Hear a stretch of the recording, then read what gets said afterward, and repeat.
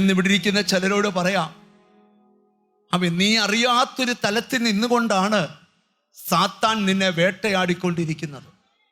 ഇന്ന് അവൻ്റെ റൂട്ടിനെ നമുക്ക് ബ്ലോക്ക് ചെയ്യണം. ഇനി ആ നിലയിൽ നിന്നുകൊണ്ട് ഞങ്ങളോട് പോരാടരുത്. ആ നിലയിൽ നിന്നുകൊണ്ട് ഞങ്ങളുടെ പ്രാർത്ഥനയോട് പോരാടരുത്. ഇന്ന് പകൽ ഓടിച്ചെന്ന ഉള്ളം പകരുവാൻ ഒരു സ്ഥലം നിനക്കുണ്ട്. അത് ദൈവസന്നിധിയാണ്.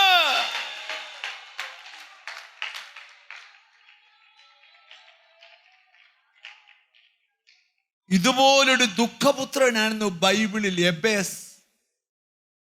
മനസ്സിലാക്കാൻ പറയുക, ദൂതിലോട്ട് വരാം. എൻ്റെ അമ്മ എന്നെ വ്യസനത്തോടെ പ്രസവിച്ചിട്ട് അവന് ദുഃഖപുത്രൻ എന്ന് പേരിട്ടു. ആരീ പേര് മാറ്റും? പ്രയർ നിന്റെ പേര് മാറ്റും.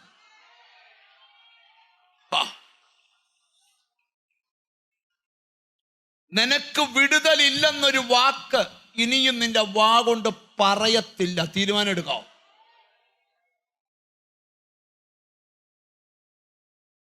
എത്ര പേര് പറയും, ഞാൻ ഇനി ഒരിക്കൽ പോലും ആരോടും എനിക്ക് വിടുതലില്ലെന്ന് പറയത്തില്ല?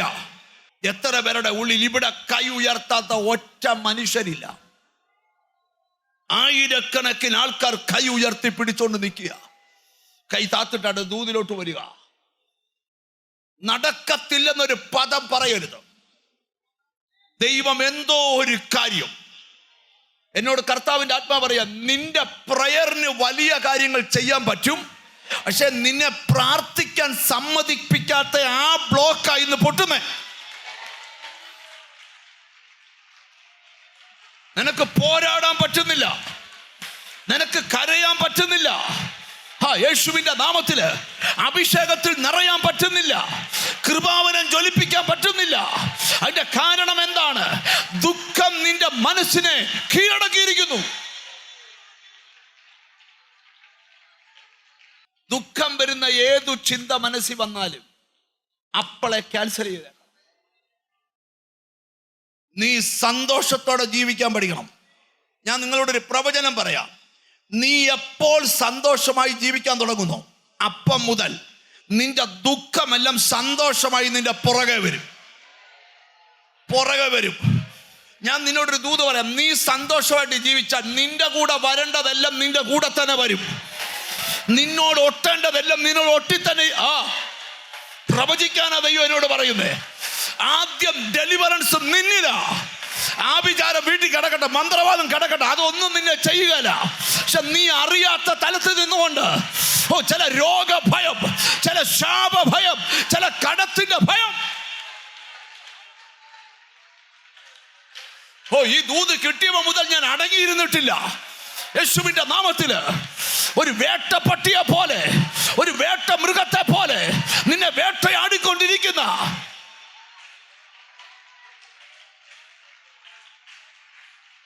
നമ്മളെ ഒന്നിനും കൊള്ളത്തില്ലെന്ന് നമ്മുടെ ഉള്ളിൽ ചിന്ത വന്ന എപ്പോഴാണെന്നറിയോ? നമ്മുടെ ഈ ദുഃഖം നമ്മളെ കയറി പിടിച്ചപ്പം മുതലാ. എന്നെ എന്തോനും കൊള്ള, എൻ്റെ ലൈഫ് പോയി. ഈ കുറേ ദിവസം മുമ്പ് എനിക്കൊന്ന് കുഞ്ഞുങ്ങളില്ലാത്തൊരു ഫാമിലിയായിട്ട് ഞാൻ കുറച്ച് ദിവസം മുമ്പ് സംസാരിച്ചു. ഞാൻ എൻ്റെ ലൈഫിൽ മക്കളില്ലാത്തൊരു ഫാമിലി സന്തോഷമായിട്ട് ജീവിക്കുന്ന അവരെ മാത്രമേ കണ്ടിട്ടുള്ളൂ. മറ്റവരെല്ലാം ഈ ശോകഗാനം പാടിക്കൊണ്ട് നടക്കുന്നു. കരുത്. അവര് എൻ്റെ അടുക്ക വന്ന് ഞാൻ അവരോട് ചോദിച്ചു, എന്തുകൊണ്ട് വിശേഷം? സുഖമായിരിക്കുന്നു. എനിക്കറിയാത്തോണ്ട് ചോദിച്ചു, കുഞ്ഞുങ്ങൾ എത്ര പേരുണ്ട്? ദൈവം ഞങ്ങൾക്ക് മക്കളെ തരാൻ തീരുമാനിച്ചിട്ടില്ല. എല്ലാവർക്കും മക്കളെ കൊടുക്കണമെന്നില്ലല്ലോ മാസ്റ്ററെ. ഞാനൊരു അല്പം നേരം സ്തംഭിച്ചു പോയി. അപ്പൊ അങ്ങനെയും പറ്റും. നമ്മളന്ന് കൊച്ചിനുള്ളവർക്ക് കൊച്ചിനെ കിട്ടാത്തവർക്ക് കൊച്ചിനെ കിട്ടിയില്ല, കൊച്ചിനെ കിട്ടിയവർക്ക് കൊച്ചു അവർ വിചാരിച്ച പോലെ വന്നില്ല. മൊത്തം പ്രശ്നമാണ്. ഇന്നേലും ആ ദുഃഖം ഉള്ളിൽ നിന്നൊന്ന് വിടാവോ? നീ മട്ടൻ കറിയാ കഴിക്കുന്നത്, പക്ഷെ ഈ ദുഃഖം വെച്ചോണ്ടാ കഴിക്കുന്നത്. നീ പറയുന്നത് ദൂതന്മാര് പറയുന്ന ഭാഷയാ, പക്ഷെ ഇത് ദുഃഖം വെച്ചോണ്ട നീ തല്ലിക്കൊന്ന അത് വിടുക. അതിങ്ങനെ അകത്ത് വെച്ചോണ്ടോ കൃപ കൃപ വിടുതൽ. എന്താ വിടുതല? ഈ ദുഃഖം പൊട്ടിയാലേ വിടുതൽ നടക്കും. നിനക്ക് ബൈബിള് വായിക്കുമ്പോൾ എല്ലാ ദിവസവും ഈ ബന്ധനത്തിന്റെ വാക്യം തന്നെ അടയാളപ്പെടുത്തി ഇട്ടേക്കുക. ചിലർ സങ്കീർത്തനെ വായിക്കത്തില്ല, അവരുടെ ബൈബിളിൽ നടു ഉന്തിയിരിക്കും. ചിലരുടെ ബൈബിൾ നമ്മൾ കണ്ട ഭയങ്കര മനോഹരം, ഇന്ന് വരെ തുറന്നിട്ടില്ല.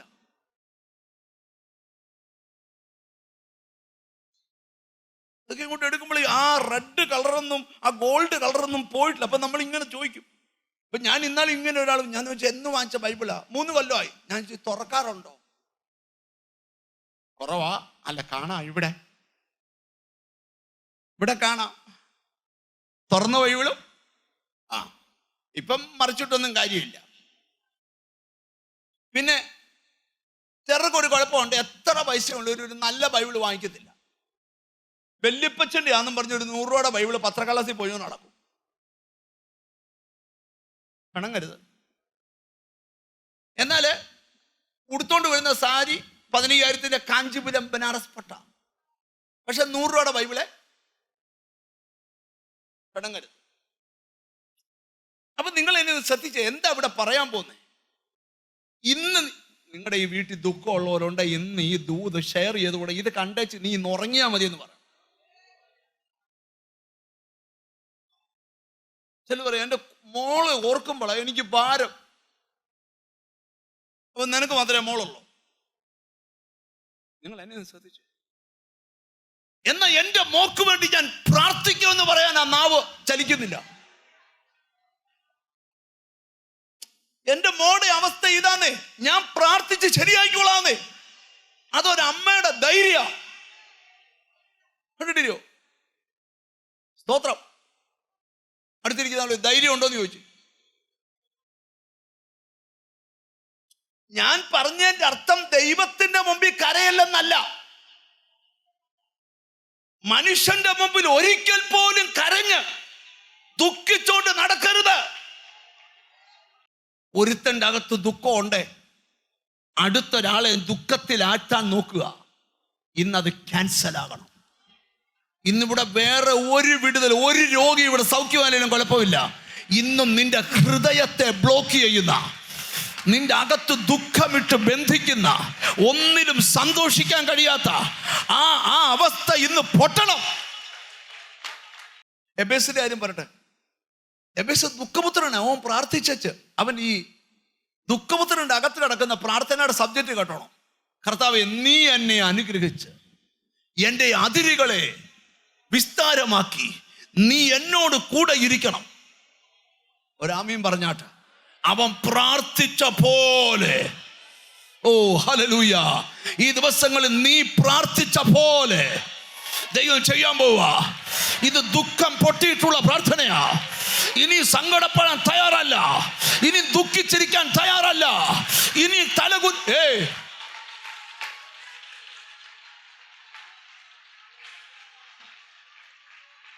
ദുഃഖപുത്രന്റെ പ്രാർത്ഥന കേട്ടോ. കർത്താവേ, നീ എന്നെ നിശ്ചയമായി അനുഗ്രഹിച്ച്, നീ എന്നെ എന്ത് ചെയ്യണം? നിശ്ചയമായി അനുഗ്രഹിച്ച്. നിശ്ചയമായി. അമ്മ പറഞ്ഞു ദുഃഖപുത്രനാ, അമ്മയെ നോക്കിക്കോ, നിശ്ചയമായി ഞാൻ അനുഗ്രഹിക്കപ്പെടും. ഒരാമയും വരുന്നില്ല. നിന്നെ ദുഃഖപുത്രൻ എന്ന് പേരിട്ടവന്റെ മുമ്പിൽ നിന്റെ വായ പ്രയറിനായി തുറക്കട്ടെ. ഓ, നീ എന്നെ നിശ്ചയമായി അനുഗ്രഹിച്ച് എന്റെ അതിർ വിസ്താരമാക്കി. ഓ, എന്നെ ഇപ്പോൾ ഒതുക്കിയ എന്റെ അതിര് വിസ്താരപ്പെടണം. ചിലരോട് ദൈവാത്മാവ് ദൂത് പറയാം, നിന്നെ ഏത് മൂലെ കൊണ്ട് ഒതുക്കിയോ ആ അതിര് ഇന്ന് ഈ ദിവസങ്ങളിൽ, എന്തോ നിന്റെ വീടിനകത്ത് നടക്കാൻ പോവാ, എന്തോ നിന്റെ തലമുറ നടക്കാൻ പോവാ, എന്തോ നിന്റെ സന്തതികളിൽ ഏറ്റെടുക്കുന്ന എത്ര പേരുണ്ട്? ഇന്ന് എന്നോട് ദൈവാത്മാവ് പറയാം, നിന്റെ മേൽ ശത്രു വിട്ട മൂടുപിരി ഇന്ന് വലിച്ചു കീറും. ഇതിനകത്ത് അഭിഷേകം വ്യാപരിക്കാൻ പോവാ. നീ എന്നെ നിശ്ചയമായി അനുഗ്രഹിച്ച് എന്റെ അതിരുകളെ വിസ്താരമാക്കി. നിന്റെ കൈ എന്നോടുകൂടെ ഇരുന്ന്, നിന്റെ കൈ എന്നോടുകൂടെ. ഇന്നലകളിൽ എന്റെ കൂടെ വന്ന കൈ ഇനിയും വേണ്ട. ഇനിയും വേണ്ടത് നിന്റെ കൈയാണ്. യേശുവിന്റെ നാമത്തില്